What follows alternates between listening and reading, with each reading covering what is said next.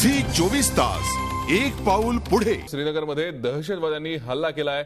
बिमना परिसरातल्या police school बाहेर हा हल्ला करण्यात आलाय। यावेळी दहशतवादी आणि जवानांमध्ये मोठी चकमक झाली। यात 5 जवान शहीद झालेत तर 7 जण जखमी झालेत। जवानांनी अतिरेक्यांना जोरदार प्रत्युत्तर दिले।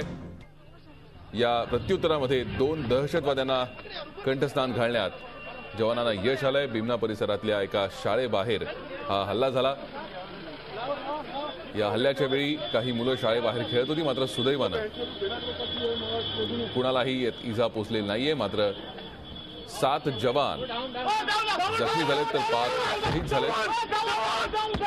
2 दहशतवाद्यांना कंठस्नान घालण्यात जवानांना यश आलेलं आहे।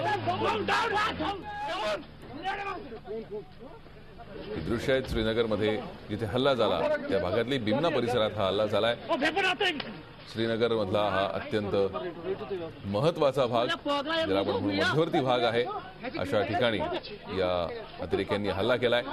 सुदैवानं शाळेतल्या विद्यार्थ्यांना कोणतीही इजा झालेली नाही। मात्र यामध्ये 7 जवान जखमी झालेत, 5 जवान शहीद झालेत।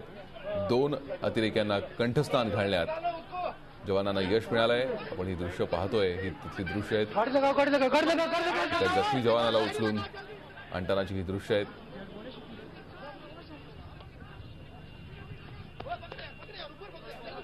क्रिकेट खेल रहे थे, उसी में 2 फिदाइन यहाँ घुस गए।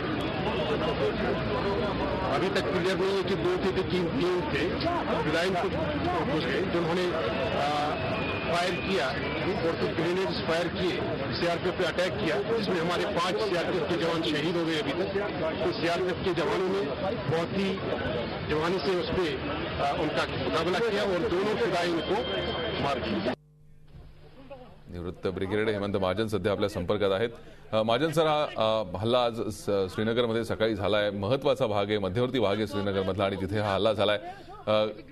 एका शाळेच्या बाहेर हा हल्ला झालाय। सीआरपीएफच्या बंकर्सवरती हल्ला झाल्याचं समजतंय। कशा प्रकारे या हल्ल्याकडे पाहता तुम्ही? असा आहे, हा जो हल्ला सीआरपीएफच्या कॅम्पवरती झालेला आहे, याच्यावरनं स्पष्ट होतं की जो आतंकवादी जे काश्मीरमध्ये फिरता आहेत त्यांची अजून ताकद कायम आहे।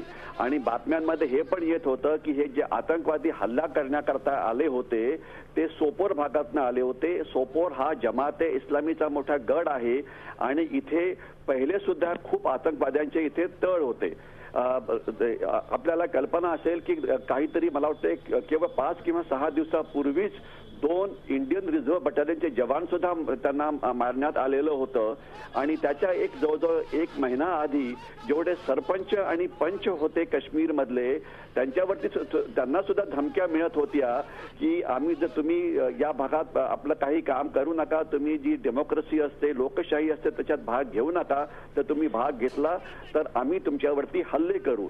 याच्यावरनं तिथे आतंकवाद चालू आहे हे आपल्याला कळून येतं।